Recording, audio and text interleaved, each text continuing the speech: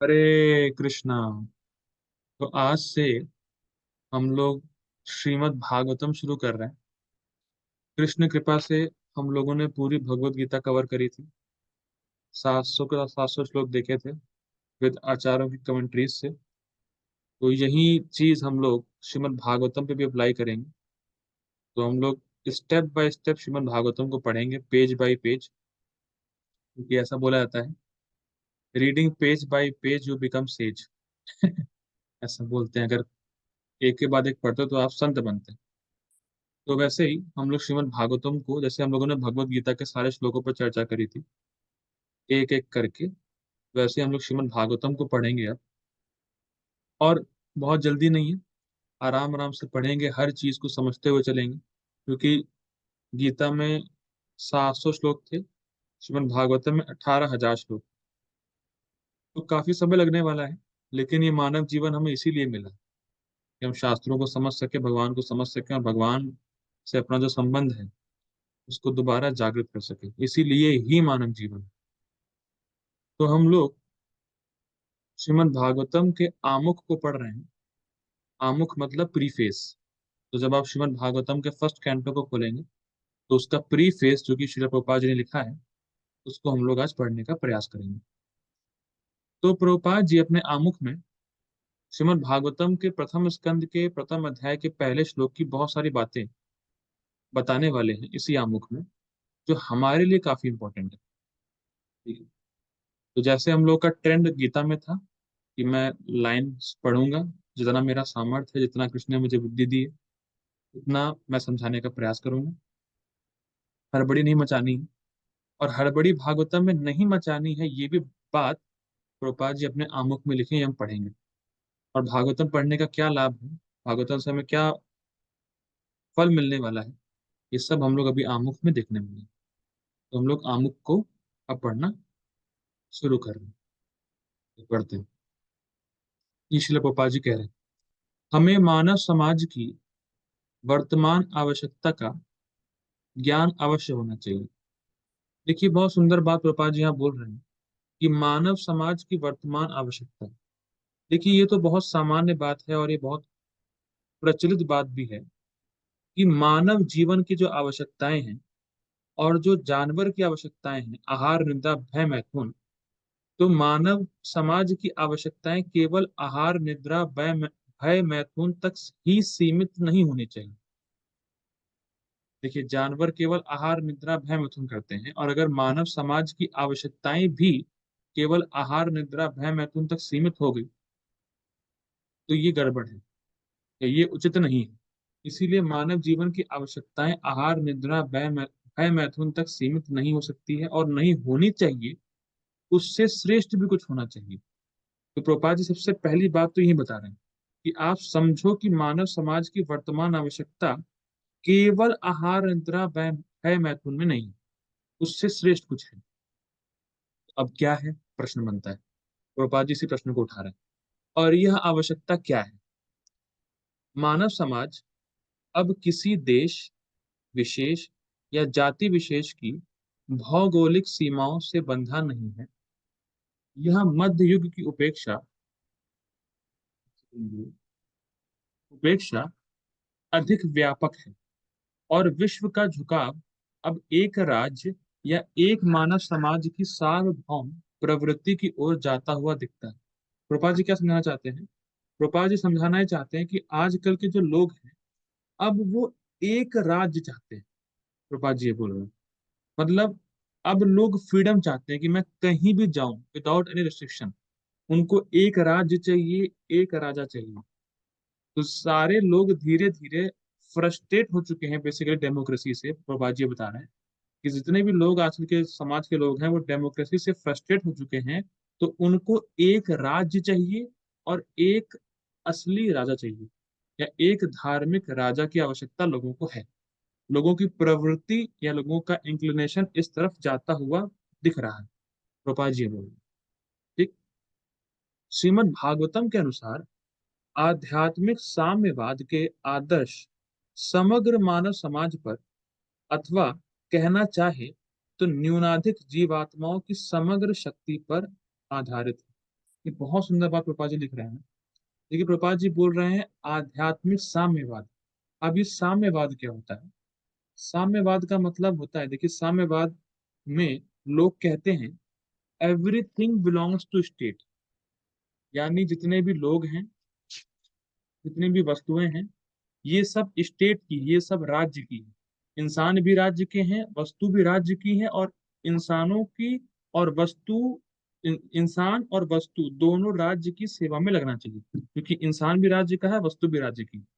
ये ऑर्डिनरी साम्यवाद। लेकिन प्रभुपाद जी क्या है? आध्यात्मिक साम्यवाद। तो प्रभुपाद जी के अनुसार आध्यात्मिक साम्यवाद का मतलब है कि सब कुछ भगवान कृष्ण का है। लोग भी भगवान श्री कृष्ण के हैं, व्यक्ति भी भगवान श्री कृष्ण के हैं, और वस्तुएं भी भगवान श्री कृष्ण की हैं। तो व्यक्ति और वस्तुएं दोनों भगवान की सेवा में लगनी चाहिए। व्यक्ति को भगवान की सेवा करनी चाहिए, और व्यक्ति को वस्तुओं को भी भगवान की सेवा में ही लगाना चाहिए, ताकि भगवान संतुष्ट हो सके। यानी बेसिकली भगवान की सेवा भगवान को संतुष्ट करने के लिए करें। ये आध्यात्मिक साम्यवाद। समझ आ रहा है? साम्यवाद बेसिकली, साम्यवाद अगर बोला जाए, साम्यवाद का मतलब होता है लोग स्टेट को बिलोंग करते हैं, वस्तुएं स्टेट को बिलोंग करती हैं, तो वस्तुएं और व्यक्ति दोनों स्टेट की सेवा में लगना चाहिए। आध्यात्मिक साम्यवाद का मतलब है चाहे कोई व्यक्ति हो, चाहे कोई वस्तु हो, वो सब कृष्ण की है, तो कृष्ण की सेवा में लगनी चाहिए। और कृष्ण की सेवा में लगने का मतलब है कृष्ण को प्रसन्न, कृष्ण को संतुष्ट करने के लिए लगना चाहिए। तो अब आप समझिए प्रभुपाद जी क्या कहना चाह रहे हैं। अब तक प्रभुपाद जी ने क्या बताया? तो प्रभुपाद जी ने स्टार्ट किया कि मानव समाज की नीड क्या है। प्रभुपाद जी ने क्या बताया था? मानव समाज की आवश्यकता का ज्ञान होना चाहिए। ठीक। अब प्रभुपाद जी बोल रहे हैं मानव समाज की आवश्यकता है आध्यात्मिक साम्यवाद। आध्यात्मिक साम्यवाद का मतलब चाहे कोई व्यक्ति हो, चाहे वो वस्तु हो, वो कृष्ण की सेवा में ही लगी होनी चाहिए। और ये कोई नई चीज प्रभुपाद जी नहीं बोल रहे, ये श्रीमद् भागवतम में ही बोला गया है। सवै पुंसाम परो धर्मो यतो भक्तिर अधोक्षजे अहेतु की अप्रतिहता ये ना आत्मा सुप्रसिद्धति। कि सभी इंसानों के लिए वही पर धर्म है। क्या? जिससे कृष्ण में भक्ति हो जाए। सवई पुंसाम, हर व्यक्ति के लिए सवई निश्चित रूप से हर व्यक्ति के लिए वही परम धर्म है, जिससे यतो भक्ति अधोक्षज, जिससे भगवान कृष्ण, जिससे भगवान अधोक्षज में उसकी भक्ति हो जाए। कैसी भक्ति हो? अहेतु की अप्रतिहता, without any material motivation and without any interruption. फिर ये ना आत्मा सुप्रसिद्धति, और इसी से ही जीव सुखी हो जाएंगे। तो बेसिकली श्रीमद् भागवतम का बेस है कि सभी लोग अपने को कृष्ण के दास के रूप में समझें, और वस्तुओं को कृष्ण की समझें, और उनकी सेवा में लगें। This is the sum and substance of Srimad Bhagavatam. और यही मानव समाज की आवश्यकता है, और यही लोगों को पता ही नहीं। ठीक है ना? सुंदर प्रभुपाद जी तात्पर्य अपना ये आमुख लिखे हैं। ठीक। आगे बढ़ते हैं। अथवा कहना चाहे तो न्यूनाधिक जीवात्माओं की समग्र शक्ति पर आधारित है, मतलब सभी जीवात्माओं को कृष्ण की सेवा करनी चाहिए। बेसिकली ये पॉइंट। आगे बढ़ते हैं। महान विचारक इसे सफल आदर्शवाद बनाने की आवश्यकता का अनुभव करते हैं। आदर्शवाद, तो आदर्श की स्थिति यही है कि जब हम केंद्र में कृष्ण को रखें। सफल आदर्श का प्रभुपाद जी क्या बता रहे हैं? कि जो महान विचारक हैं, जो महान लोग हैं, जो महान लोग का मतलब है जो बड़े बड़े पदों पर हैं, उनको ये सोचना चाहिए कि असली आदर्श है, या असली आदर्श की स्थिति तब है जब सबकी लाइफ का सेंटर कृष्ण हो। क्योंकि अगर हमारी लाइफ का सेंटर कृष्ण नहीं है, तो हमारी लाइफ का सेंटर ऑटोमेटिक इंद्र तृप्ति, और जहां सेंटर इंद्र तृप्ति है, वहां झगड़े होने ही होने। तो पीस का या सुख का सवाल ही नहीं है। सिंपल है। जहां अगर आपकी इंद्र तृप्ति सेंटर में आ गई, तो फिर तो आप सेंटर में आ गए ना। तो फिर झगड़े होने होने। लेकिन जब सब लोग कृष्ण को सेंटर मान के कृष्ण की सेवा करेंगे, तो ये एक आदर्श की स्थिति है, ये एक शांति की स्थिति है समाज में। ठीक है, आगे बढ़ते हैं। श्रीमद् भागवतम द्वारा मानव समाज की इस आवश्यकता की पूर्ति हो सकेगी। मतलब एक आइडियल सोसाइटी जो हम चाहते हैं कि सब सुखी रहें, सब संतुष्ट रहें, ये केवल श्रीमद् भागवतम के द्वारा ही हो पाएगी। बाकी आप कोई भी उपाय लगा लो, कुछ नहीं होने वाला। ठीक? अतः इसका शुभारंभ वेदांत दर्शन के सूत्र जन्माद्यस्य यतः से होता है, जिससे मान्य हित के आदर्श की स्थापना हो सके। अब ये मान्य हित का मतलब क्या है? मान्य हित का मतलब प्रभुपाद जी ने इंग्लिश में लिखा है स्टैंडर्ड वेल बीइंग। तो आप पिछले पैराग्राफ या पिछले लाइन से इसकी लिंक समझिए। तो प्रभुपाद जी ने पहले बताया, पहले पैराग्राफ में, कि सब लोग सुखी हो समाज में, ये पॉसिबल है श्रीमद् भागवतम से। अतः, अतः मतलब कि मैं मानव समाज में आया हूं, तो इसीलिए ये मेरा कर्तव्य है कि मैं अपना संबंध भगवान से समझूं। देखिए श्रीमद् भागवतम श्रीमद् भागवतम सबको कैसे सुखी करेगी? जब हर व्यक्ति कृष्ण की सेवा करेगा। ठीक, डन हो गई बात। अब अतः का मतलब क्या? अतः का मतलब कि मैं मानव समाज में पैदा हुआ हूं, या मैं मानव समाज में हूं, और मैं ही केवल भगवान से अपना संबंध समझ सकता हूँ। इसीलिए बोला जा रहा है जन्माद्यस्यतः। जन्माद्यस्यतः का मतलब है कि व्यक्ति ये क्वेश्चन करे कि ये जगत किसने बनाए है, ये वस्तुएं किसकी हैं, ये वस्तुओं का उपयोग क्या है, ये व्यक्ति जाने।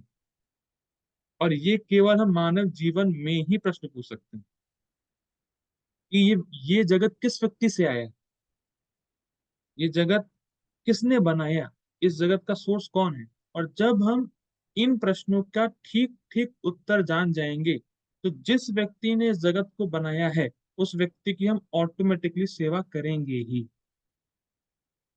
जब समझ आ ही जाएगा Krishna is the source of everything, तो हमारी मति ऑटोमेटिकली कृष्ण में जान ही जानी। जब हम ये देखेंगे कि जो हम सांस ले रहे हैं कृष्ण की वजह से ले रहे हैं, जो हमारे अंदर बल है कृष्ण की वजह से है, जो हमें चीजें प्रोवाइड कराई जा रही हैं कृष्ण की वजह से कराई जा रही हैं, तो व्यक्ति ऑटोमेटिकली कृतज्ञ हो जाएगा। ऑटोमेटिकली कृष्ण की सेवा करने में उसकी मति लगी जाएगी। और वही तो एक फंडा है जिससे आप सुखी और संतुष्ट हो सकते हैं। इतना सुंदर आमुख है। ठीक है, आगे बढ़ते हैं। इस समय मानव समाज विस्मृति के अंधकार में नहीं है। इसने समग्र विश्व में भौतिक सुविधाओं, शिक्षा तथा आर्थिक विकास के क्षेत्र में तेजी से प्रगति की है। किंतु इस समाज के विराट वपु में कहीं ना कहीं कुछ चुभन है, जिससे छोटी छोटी बातों पर भी व्यापक रूप से संघर्ष हो रहे हैं। इतना सुंदर, जबरदस्त, समझ में आया? बहुत सुंदर प्रभा जी बोल रहे हैं। प्रभा जी बोल रहे हैं कि समाज में भौतिक रूप से तो बहुत प्रगति हो चुकी है, लेकिन भौतिक प्रगति हो जाने पर भी लोग संतुष्ट नहीं है, लोग असंतुष्ट हैं। और क्योंकि लोग असंतुष्ट हैं, क्योंकि लोगों के हृदय में असंतुष्टि है, इसीलिए वो लड़ते रहते हैं।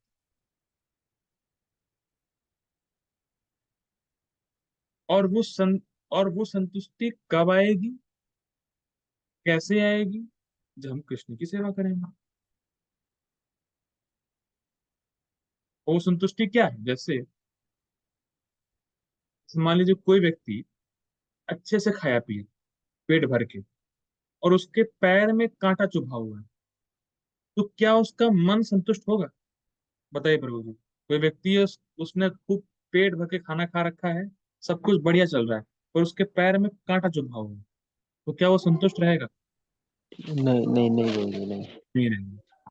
ठीक। तो भौतिक रूप से भले ही आप बहुत प्रगति कर रहे हैं, लेकिन आप असंतुष्ट हैं, क्योंकि कहीं ना कहीं आप चुभन का अनुभव कर रहे हैं। और वो चुभन क्या है? कि आप कृष्ण से कटे हुए हो। बहुत ही प्रैक्टिकल। यहाँ तक कि वेस्टर्न कंट्रीज में तो बहुत प्रैक्टिकल। लोगों के पास बहुत पैसा है, लोगों के पास बहुत सुख सुविधा है, लेकिन अकेले हैं। क्यों अकेले हैं? क्योंकि जिन व्यक्तियों को वो सोचते थे हमेशा साथ में रहेंगे, वो तो रह नहीं पाएंगे। और जो व्यक्ति हमेशा साथ में था, है, रहेगा, उससे उनको कोई संबंध ही नहीं है। ऑटोमेटिकली चुभन का अनुभव होगा। ये बहुत इंपॉर्टेंट है।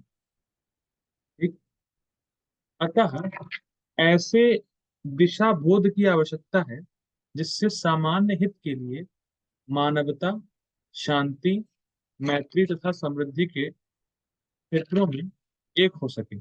श्रीमद् भागवतम से इस आवश्यकता की पूर्ति होगी, क्योंकि यह समग्र मानव समाज के पुनः आध्यात्मिककरण हेतु एक सांस्कृतिक भेंट। आध्यात्मिककरण का मतलब है स्पिरिचुअलाइज्ड। मतलब इस जगत में लोग अपने धर्म को भूले हुए हैं। धर्म, मैं कह रहा हूँ धर्म मतलब बेसिक धर्म। जो धर्म अर्थ काम मोक्ष में आता है, बेसिक धर्म भी लोग भूले हुए हैं। लोग धार्मिक ही नहीं बचे। कम से कम चलो भक्ति नहीं करो तो थोड़ा बहुत धार्मिक तो रहो। आजकल के लोग तो धार्मिक ही नहीं है। मतलब लोग अब टोटल धर्म को छोड़ चुके हैं, बिल्कुल छोड़ चुके हैं। लेकिन जैसे ही कोई व्यक्ति श्रीमद् भागवतम का श्रवण करता है या श्रीमद् भागवतम के टच में आता है, डायरेक्ट वो पर धर्म के ऊपर चलना शुरू कर देता है। भले ही उसको कोई आगे पिछला धर्म ना मालूम हो, धार्मिक नहीं हो, लेकिन जैसे ही वो श्रीमद् भागवतम का श्रवण या श्रीमद् भागवतम के टच में आता है, वो तुरंत पर धर्म के ऊपर पहुंच जाता है, या परम पर धर्म जो कृष्ण की भक्ति है उसके पथ पे उसका कदम बढ़ जाता है। वो डायरेक्ट भक्ति के ट्रैक पर आ जाता है। तो बहुत आसानी से, पापा जी बोल रहे हैं, बहुत आसानी से इसी तरह से हम समाज को या समाज का स्पिरिचुअलाइजेशन कर सकते हैं, समाज को आध्यात्मिककरण कर सकते हैं। क्योंकि भले ही आप कोई भी धर्म कर लो, अल्टीमेटली कृष्ण की भक्ति करना आपका टॉप मोस्ट धर्म है। और श्रीमद् भागवतम केवल उसी का ही वर्णन करती है। धर्म प्रोज्झितो कैटभोक्त परम। चीटिंग धर्म को भागवतम से निकाल देंगे। ठीक है, बहुत इंपॉर्टेंट पॉइंट। श्रीमद् भागवतम का पठन पाठन विद्यालयों तथा महाविद्यालयों में भी होना चाहिए। देखिए प्रभुपाद जी की कितनी महान इच्छा है। प्रभुपाद जी चाहते हैं कि स्कूल कॉलेजेस में श्रीमद् भागवतम पढ़ाई जाए। श्रीमद् भागवतम देखिए, जब प्रभुपाद जी बोल रहे हैं कि विद्यालय महाविद्यालय में श्रीमद् भागवतम पढ़ानी चाहिए, तो पढ़ाने वाला वही होगा जो भक्त होगा। First point. और पढ़ाने वाला वही होगा जिसको खुद भागवतम का ज्ञान होगा। ठीक। तो बेसिकली प्रभुपाद जी बोल रहे हैं कि Prabhupada wants preachers of Srimad Bhagavatam. Simple है ना। जब प्रभुपाद जी बोल रहे हैं कि इसको विद्यालय महाविद्यालय में पढ़ाया जाए, तो जो मटेरियल, देखिए मटेरियल एकेडमिक्स से आप भागवतम को समझ नहीं सकते। आपको परंपरा में ज्ञान लेना होगा। तो श्रीमद् भागवतम को वही पढ़ा पाएगा जो खुद अच्छे से भक्ति कर रहा है और जिसने परंपरा में ज्ञान लिया है। तो जब आप सुनोगे ही नहीं, जब श्रीमद् भागवतम का श्रवण ही नहीं करोगे और प्रचार करने का प्रयास ही नहीं करोगे, तो आप कैसे लोगों को पढ़ाओगे? तो basically Prabhupada want teachers of Srimad Bhagavat. ठीक। आगे बढ़ते हैं। क्योंकि महान छात्र भक्त प्रहलाद महाराज ने समाज के आसुरी स्वरूप को बदलने हेतु श्रीमद् भागवतम 761 में इसकी संस्तुति की है। कौमाराच कौमाराचरते प्राज्ञो धर्मान भागवतानिहा दुर्लभम मानुषम जन्म तदप अध्रुवम अर्थदम। क्या बोल रहे हैं प्रहलाद महाराज? ये बहुत इंटरेस्टिंग वर्स है। और ये जो वर्स है, ये खुद ही अपने आप में एक्सरसाइज कर रहा है। नहीं, माफ कीजिएगा। ये वर्स इतना इंटरेस्टिंग है कि ये श्लोक प्रहलाद महाराज ने अपने विद्यालय में ही बोला। प्रभुपाद जी बोल रहे हैं कि श्रीमद् भागवतम को विद्यालय में पढ़ाना चाहिए। और ये श्लोक प्रहलाद महाराज ने अपने स्कूल में ही बच्चों को बोला। और स्कूल था छंद और अमर का, मतलब हिरण्यकश्यपु के जो चेले थे उनका आसुरी स्कूल था। और उसमें प्रहलाद महाराज ब्रेक टाइम में, रिसेस टाइम में अपने दोस्तों को श्लोक बोल रहे हैं। तो क्या इसका अर्थ देखिए, कौमार आचरित प्राज्ञो, कौमार मतलब 5 साल की अवस्था में, आचरित प्राज्ञो आचरण करना चाहिए, प्राज्ञ प्राज्ञ मतलब जब थोड़ा बहुत आपका दिमाग, मतलब थोड़ा बहुत आप समझने लगे हो चीजों, एक आचरित आचरण करना चाहिए किस चीज का, धर्मान भागवतानी, भागवत धर्म का आपको आचरण करना चाहिए 5 साल की उम्र से ही। अच्छा क्यों, अभी से क्यों, बाद में करेंगे। दुर्लभम मानुषम जन्म, ये मनुष्य जन्म बहुत मुश्किल से मिल रहा है, बहुत ही दुर्लभ है मनुष्य जीवन मिलना। और तद अपि अध्रुवम, ये अध्रुवम, ध्रुव का मतलब होता है टिके रहना, और अध्रुव का मतलब कभी भी ये मनुष्य शरीर आपको छोड़ सकता है, या कभी भी आप मनुष्य शरीर को छोड़ सकते हो या छूट जाएगा। लेकिन अर्थदम, लेकिन इसी टेम्परेरी मनुष्य शरीर से आप अर्थदम, बहुत बड़े अर्थ या बहुत बड़े लाभ को प्राप्त कर सकते हैं। इसीलिए अभी से ही भागवत धर्म का आचरण करना शुरू करें। ये प्रहलाद महाराज बोल रहे हैं, और प्रहलाद महाराज 5 साल के थे, और हम लोग 25 30 55 साल के, या जो भी लोग हैं, सब बैंडविड्थ के लोग हैं। जब पांच, देखिए आप 5 साल के नहीं हैं, आप बहुत बड़े हैं, फिर क्यों नहीं कर रहे। प्रहलाद महाराज असुर के घर में पैदा हुए थे, आप असुर नहीं हो। आप असुर नहीं हो, और आप बहुत बड़ी उम्र के हो, तो काहे नहीं कर रहे। जब एक बच्चा कर रहा है तो आप क्यों नहीं कर रहे हो। उससे साबित होता है कि भागवतम पढ़ने की कोई उम्र नहीं है, बच्चा भी भागवतम पढ़ सकता है। तो ये नहीं कहना चाहिए कि अरे अभी जवानी में क्यों पढ़ रहे हो। अध्रुवम, बुढ़ापा आए ही ना तो मान लो आज ही मेरा लास्ट डे है तो मैं चूक गया ना बहुत बड़े अर्थ की प्राप्ति करने से। तो उसका हमेशा ध्यान रखना चाहिए, ख्याल रखना चाहिए। आगे पढ़ते हैं। ये बहुत अच्छी लाइन है जिसको मैंने येलो में कर रखा है। मानव समाज में जो विषमता व्याप्त है उसका मूल कारण ईश्वर विहीन सभ्यता में सिद्धांतों का अभाव है। इसका मतलब क्या है। देखिए विषमता का मतलब होता है ऊंच नीच, ऊंच नीच का मतलब एक व्यक्ति दूसरे व्यक्ति का शोषण कर रहा है, भेदभाव है अमीर गरीब, जात पात है, ये जात का वो जात का, उसको मारो उसको लड़ो, लड़ाई झगड़े ये सब जो हो रहा है, ये सब। एक सेकंड दीजिएगा। तो जो भेदभाव है, लड़ाई झगड़ा है, शोषण है, या जात पात है, ऊंच नीच का जो भेद है, वो इसीलिए क्योंकि रूट कॉज क्या है, ईश्वर विहीनता। भगवान कृष्ण को लोग नहीं मानते, और ये नहीं समझ रहे कि जितने भी वर्ण हैं, जितने भी आश्रम हैं, उसका एकमात्र उद्देश्य कृष्ण को संतुष्ट करना है। ऊंचा नीचा की तो बात ही नहीं है। जैसे अपना जो मंदिर है, कौन का मंदिर या कहीं भी मंदिर जो प्रामाणिक मंदिर है, उसमें कोई भी आ सकता है, किसी भी जाति का है, चाहे अमीर हो चाहे गरीब हो, कोई भी आ सकता है। क्यों, क्योंकि सबका जितना जो भी मनुष्य, जिसको जिस भी जीव को मनुष्य शरीर मिला है, उसका एकमात्र कर्तव्य कृष्ण की सेवा है, भगवान की सेवा है। और अगर वो कर रहा है तो बात ही खत्म, जात पात की, वो बुरा है ये अच्छा है, अगर अच्छा बुरा कोई है ही नहीं। अगर कोई भगवान की सेवा नहीं कर रहा है तो सो कॉल्ड अच्छा भी रास्कल है। अगर कोई भगवान की सेवा कर रहा है तो सो कॉल्ड बुरा भी बहुत अच्छा है।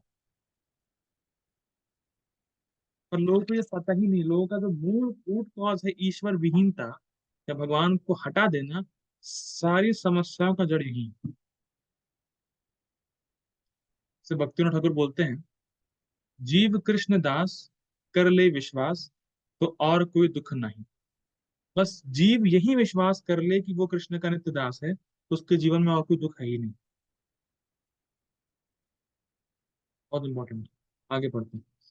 परमेश्वर अर्थात सर्वशक्तिमान विद्य परमेश्वर अर्थात सर्वशक्तिमान विद्यमान है, जिनसे प्रत्येक वस्तु का उद्भव होता है, जिनके द्वारा सबका पालन होता है, और जिनमें विश्रांति हेतु सबका विलय है। इसका मतलब क्या है?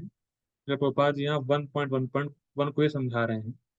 देखिए, परमेश्वर अर्थात सर्वशक्तिमान विद्यमान, मतलब कृष्ण में सारी शक्ति, first point.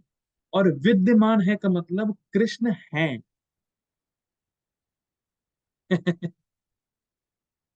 Krishna is there. हो सकता है भले आप भक्ति व्यक्ति को लेकर आपको विश्वास ही ना हो कि कृष्ण है, प्रभुपाद जी बोल रहे हैं सर्वशक्तिमान कृष्ण में सारी शक्ति है, और कृष्णा है, हर जगह है, भले हमें नहीं दिख रहा। ठीक। और प्रत्येक वस्तु का उद्भव होता है, मतलब सभी कुछ जो भी आप देख रहे हो, जितनी वस्तुएं आप देख रहे हो, टोटल सब उनसे आया है। और अमेजिंग बात ये है कि हम सारी वस्तुओं को हर समय देखते हुए भी ये कभी प्रश्न नहीं करते कि ये वस्तुएं आई कहां से। जैसे मैं मोबाइल देख रहा हूँ, लैपटॉप देख रहा हूँ, आसपास बहुत सी वस्तुओं को देख रहा हूँ, कहाँ से आई? मैं मैं इन वस्तुओं को हर समय हर दिन देखता हूँ। ये व्यक्ति हर वस्तु को हर समय हर दिन देखता है, पर कभी ये प्रश्न नहीं करता कि वस्तुएं आई कहाँ से, या ये जो शरीर आपको मिला है कहाँ से आया, और क्या ये शरीर मेरा है भी। ये क्वेश्चन हम कभी नहीं करते। और इस क्वेश्चन को करने के लिए ही मनुष्य जीवन मिला। यानी मनुष्य जीवन में ही हमें जिज्ञासा कर सकते हैं, और जिज्ञासा होनी भी चाहिए। ठीक। और कृष्ण सबका पालन भी कर रहे हैं, खाना वही पचा रहे हैं, खाना वही दे रहे हैं। और जब प्रलय हो जाता है तो भगवान वैसे के वैसे ही रहे। देखिए, जब ये बोला जा रहा है कि सारी वस्तुएं कृष्ण से आई हैं, तो मतलब क्रिएशन के पहले कृष्ण थे, पॉइंट नंबर वन। और जब क्रिएशन नहीं भी रहेगी तो भी कृष्ण रहेंगे, क्योंकि जब क्रिएशन नहीं थी तो भी तो पहले कृष्ण थे ना, बाद में क्यों नहीं रहेंगे? ठीक है, आगे पढ़ते हैं। भौतिक विज्ञान ने सृष्टि के परम स्रोत के अन्वेषण अन्वेषण खोज हेतु जो प्रयास किए हैं वे अपर्याप्त हैं। किंतु तथ्य यही है कि जो भी अस्तित्व में है उस प्रत्येक वस्तु का एक परम स्रोत है। तो भौतिक विज्ञानी क्या बोलते हैं, साइंटिस्ट लोग? बिग बैंग थ्योरी बोलते हैं। स्मॉल इनफाइनेटेसिमल पार्टिकल था, वो फटा, सब सृष्टि हो गई। लेकिन इस जीवन में देखिए बहुत सुंदर बात है, तो भले कुछ भी बोले कि एक इनफाइनेट स्मॉल पार्टिकल था, वो फटा तो सब चीजें आ गई, लेकिन इस जीवन को भी एनालाइज अगर आप करेंगे तो इस जीवन में भी हम अपने पिता की खोज कभी नहीं कर सकते। क्या आप कर सकते हैं अपने पिता की खोज? मेरा पिता कौन है? कभी नहीं कर पाएंगे जब तक आप अपनी माँ से ना सुने। तो जब हम इस छोटी सी चीज के लिए माँ पे आश्रित हैं, या कह सकते हैं इस छोटी सी चीज को हम अपने एंडेवर से, अपने प्रयास से नहीं खोज सकते, तो हम ये कैसे कह सकते हैं विदाउट शास्त्रों का प्रमाण लिए कि ये सृष्टि ऐसे हुई? तो बहुत गलत बात है। तो जो भी चीज आप देख रहे हो उसका सोर्स कृष्ण है। ठीक। और इस परम स्रोत की व्याख्या सुंदर श्रीमद् भागवतम में तर्कयुक्त तर्कयुक्त एवं प्रामाणिक रूप से की गई है। सुंदर क्यों बोल रहे हैं? क्योंकि श्रीमद् भागवतम में जो श्रीमद् शब्द है, तो श्रीमद् का मतलब ही होता है सुंदर। और प्रामाणिक रूप से मतलब, क्योंकि वेदांत सूत्र का ये भाष्य है और वेदांत सूत्र प्रामाणिक है, तो भागवतम भी प्रामाणिक है। आगे पढ़ते हैं। श्रीमद् भागवतम न केवल प्रत्येक वस्तु के परम स्रोत को जानने हेतु दिव्य विज्ञान है, अपितु ईश्वर से अपने संबंध को जानने और इस पूर्ण ज्ञान के आधार पर मानव समाज की पूर्णता के प्रति अपने कर्तव्य को पहचानने का दिव्य विज्ञान है। तो इन लाइंस में प्रभुपाद जी ने पूरा वेदों का सार डाल दिया है। यानी संबंध डाल दिया, अभिधेय डाल दिया, और प्रयोजन डाल दिया। क्या डाला है? कि पहली बात हम श्रीमद् भागवतम में समझ सकते हैं कि जगत का सोर्स क्या है, और श्रीमद् भागवतम से समझ सकते हैं कि उस सोर्स का इस जगत से क्या रिलेशन है। तीसरा, हम ये समझ सकते हैं कि उस संबंध को जागृत कैसे किया जाए। और चौथी चीज समझ सकते हैं कि मानव समाज की जो पूर्णता है या मानव समाज का जो प्रयोजन है वो शुद्ध भक्ति। इन सब चीजों को समझने का दिव्य विज्ञान है श्रीमद् भागवतम। ठीक। यह संस्कृत भाषा में ओजपूर्ण पठनीय सामग्री, ओजपूर्ण मतलब तेज, तेजमय। ठीक। जिसका अब संस्कृत से हिंदी में विस्तृत अनुवाद किया गया है। तो बेसिकली प्रभुपाद जी जब आप इंग्लिश में पढ़ेंगे तो प्रभुपाद जी बोले हैं कि इस साहित्य को संस्कृत से इंग्लिश में किया गया है, पर क्योंकि ये हिंदी में पढ़ रहा हूं मैं तो इसलिए संस्कृत से हिंदी में ऐसा लिखा गया है। ठीक है। अब प्रश्न, अब प्रभुपाद जी बहुत जबरदस्त बात बोलने वाले हैं। तो उसके लिए मैं ऐसा करता हूँ, हमारी मीटिंग का टाइम खत्म हो रहा है, so I request please join again. Hare Krishna.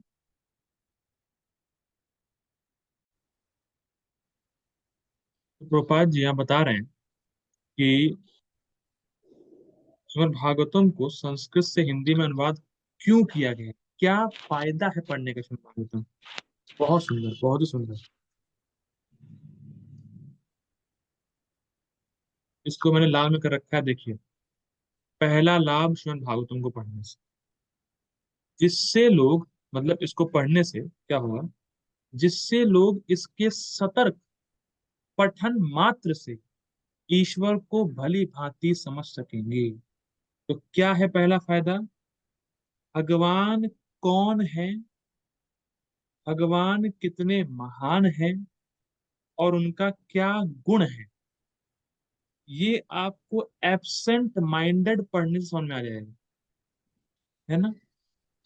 नहीं, इसलिए प्रपात जी यहाँ लिखे हैं सतर्क। पूरे कंसंट्रेशन से, पूरे फोकस से जब श्रीमद् भागवतम को पढ़ेंगे तब वो समझ में आएगा कि भगवान कौन है, उनके गुण क्या है, वो कितने महान है। तो पहला लाभ है।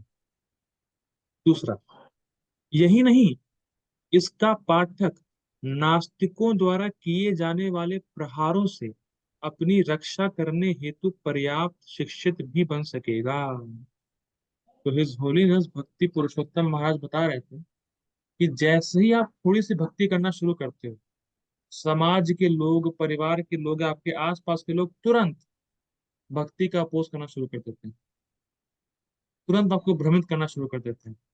लेकिन अगर आप श्रीमद् भागवतम को पढ़ते रहेंगे नियमित रूप से तो आप कभी भ्रमित होंगे ही नहीं। कोई कंफ्यूजन नहीं हो सकता, भले कोई कितना भी बड़ा फिलोसफर आपके सामने आ जाए, बोल दे भगवान निराकार है, भगवान कृष्ण नहीं है, ऐसा वैसा, आप उसको डिफीट कर ही दोगे, कर ही दोगे, कर ही दोगे। कोई आपको हिला ही नहीं पाएगा। आपकी कृष्ण में, आपकी कृष्ण भक्ति में, आपकी कृष्ण में बिल्कुल फिक्स निष्ठा बनी रहेगी अगर आप श्रीमद् भागवतम को अच्छे से पढ़ते हो। तीसरा, इसके अतिरिक्त पाठक दूसरों को भी सुनिश्चित सिद्धांत के रूप में ईश्वर को स्वीकार करने में सक्षम हो सकेगा। तो क्या देखे, तीन फायदे, कि पहला फायदा भगवान के तत्व को ठीक से समझ जाएंगे। दूसरा, कोई भी व्यक्ति हमें भ्रमित नहीं कर पाएगा दूसरी फिलॉसफी से। तीसरा, हम दूसरों को भी प्रचार कर पाएंगे, दूसरों को भी सही सिद्धांत दे पाएंगे।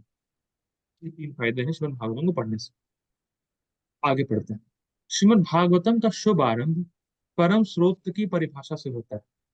यह श्रील व्यास देव द्वारा रचित वेदांत सूत्र पर उन्हीं का प्रामाणिक भाष्य है, जो क्रमशः 9 स्कंधों में विकसित होकर भगवत साक्षात्कार की सर्वोच्च अवस्था तक पहुंचता है।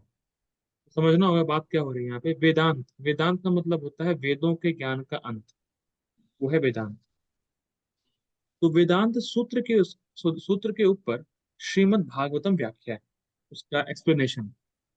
और 9 स्कंद को पढ़ने के बाद, ध्यान दीजिएगा फिर रिपीट कर रहा हूँ, 9 स्कंद को पढ़ने के बाद ही, 9 स्कंदों को पढ़ने के बाद ही हम भगवान की दिव्य लीलाओं की मधुरता को अनुभव कर पाएंगे।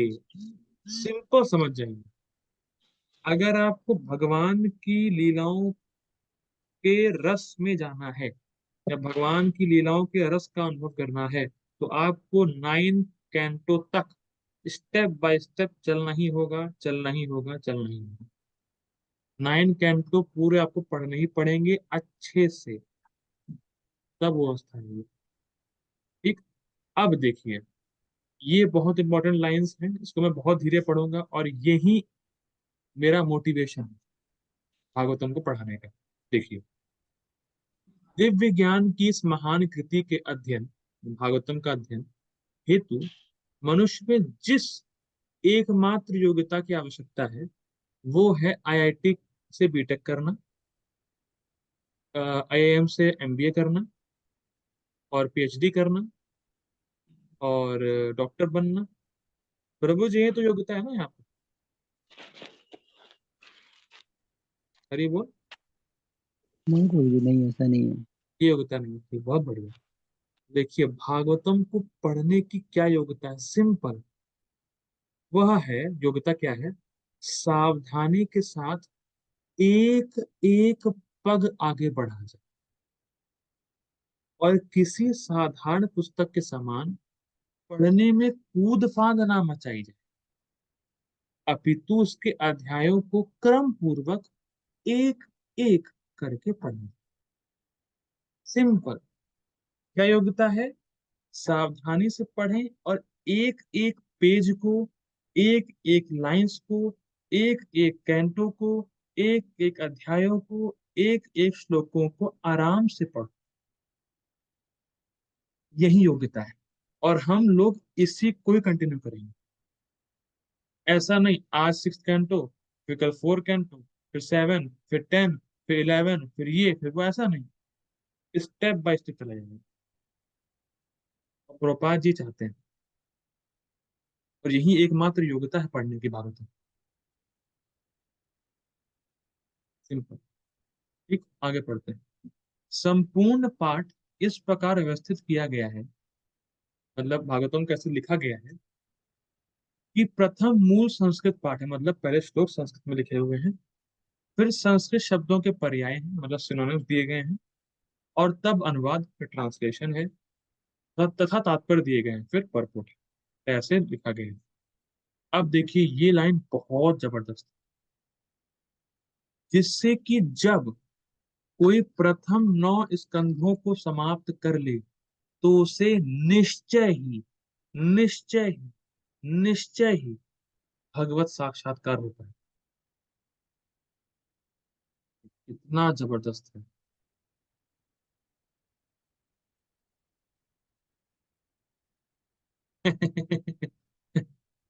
ये देखो, इतना जबरदस्त। रूपा जी बोल रहे हैं, जो व्यक्ति step by step 9th canto तक जैसे ही पहुंचेगा वो भगवान को साक्षात देख चुका होगा। ये क्या जबरदस्त ग्रंथ रूपा जी दिए हैं।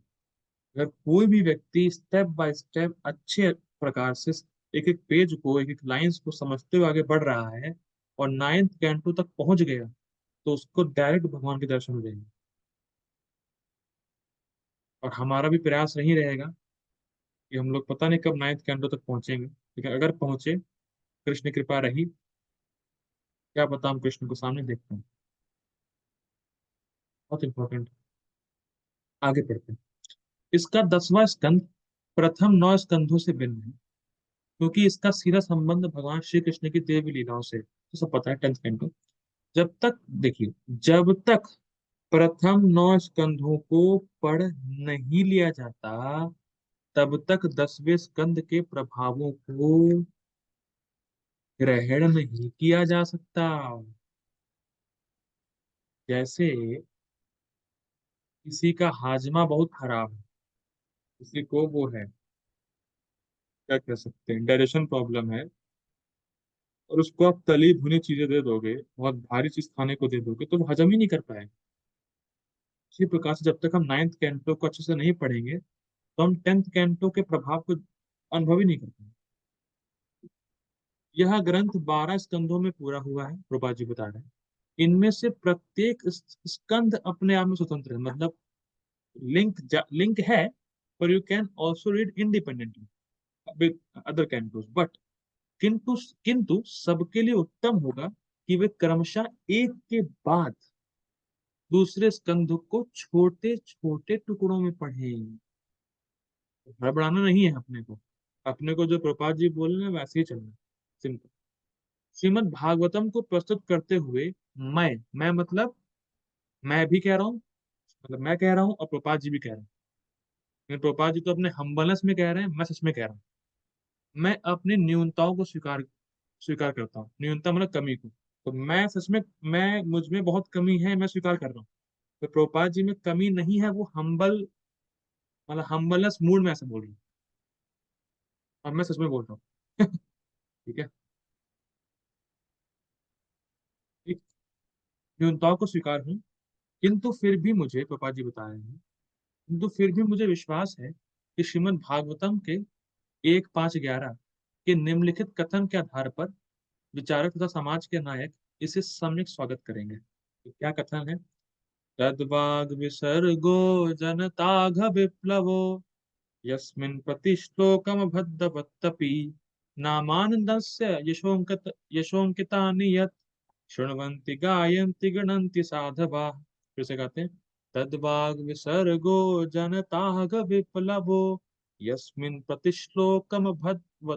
अभद्रवत्तपि नामानि अनन्तस्य यशोऽङ्कितानि यत् शृण्वन्ति गायन्ति गणन्ति साधवः। तद्वाग विसर्गो जनताग विप्लव। वाणी की वो सृष्टि जिससे जनता अग विप्लव हो, जिससे सारी जनता के पाप नष्ट हो जाएंगे। वाणी की वो सृष्टि मतलब ऐसे वर्ड्स, ऐसे साउंड वाइब्रेशन जिससे कि जनता के सारे पाप नष्ट हो जाएंगे। यस्मिन प्रति श्लोकम अभद्रवत्तपि। भले ही उस श्लोकों में, उस सृष्टि मतलब उसको लिखने में भले ही ग्रामेटिकल कितनी मिस्टेक हो, क्योंकि वो वाणी की सृष्टि नामानि अनंत से, भगवान अनंत, भगवान कृष्ण के नाम से या उनके यशोंकितानि, यश से अंकित है। इसीलिए शुण्वन्ति, तो साधु होते हैं उसको सुनते हैं। और जो कहीं सुनने वाले हैं तो उसको गाते हैं। और अगर कोई सुनने वाला भी नहीं है और बोलने वाला भी नहीं है तो खुद ही गाते रहते। साधवा, ये साधु के लक्षण है। तो प्रभुपाद जी कहना चाह रहे हैं कि भले ही ग्रामेटिकल कितनी भी एरर्स हो भागवतम में, लेकिन हर श्लोक में भगवान कृष्ण का यश अंकित है। इसीलिए जनता के सारे पाप को नष्ट करने वाला है। और जितने भी साधु जन होते हैं वो इन शब्दों की सृष्टि को सुनते हैं, बोलते हैं और खुद में ही गाते रहते हैं। आगे पढ़ते हैं। अब प्रभुपाद जी इसका अनुवाद दे रहे हैं। इसके विपरीत वह साहित्य जो अनंत श्री भगवान के नाम, यश, रूप तथा लीलाओं की दिव्य महिमाओं के वर्णन से परिपूर्ण है, एक दिव्य रचना है जो इस विश्व की भ्रमित की गई सभ्यता के अपवित्र जीवन में क्रांति लाने के उद्देश्य रची गई है। भ्रमित क्यों? भ्रमित का मतलब ये है कि लोग सोच रहे हैं कि इंद्रिय तृप्ति से वो सुखी हो जाएंगे, पर ऐसा पॉसिबल है ही नहीं। और श्रीमद् भागवतम इसी को काट देती है कि इंद्रिय तृप्ति नहीं करनी है, नहीं करनी है, नहीं करनी है। और लोग सोचते हैं कि इंद्रिय तृप्ति करके ही वो सुखी हो सकते हैं। तो इस भ्रम को भागवतम हटाती है। ठीक। ऐसा दिव्य साहित्य भले ही अनियमित रूप से प्रणीत हो, मतलब ग्रामेटिकल मिस्टेक हो, किंतु उसे पवित्र एवं धर्मनिष्ठ साधुजनों के द्वारा सुना, गाया और स्वीकार किया जाता है। ओम तत्सत। भगवान कृष्ण से प्रसन्न हूँ। ऐसी भक्ति उदान स्वामी श्री प्रभुपाद की जय। आज हम लोगों ने श्रीमद् भागवतम का प्रीफेस, आमुख, प्रभुपाद जी के द्वारा लिखा गया है, उसको समाप्त किया है। हम लोग कल श्रीमद् भागवतम की सीरीज में आगे बढ़ेंगे। तब तक के लिए श्री प्रभुपाद की जय। हरे कृष्ण। कल मिलते हैं। वो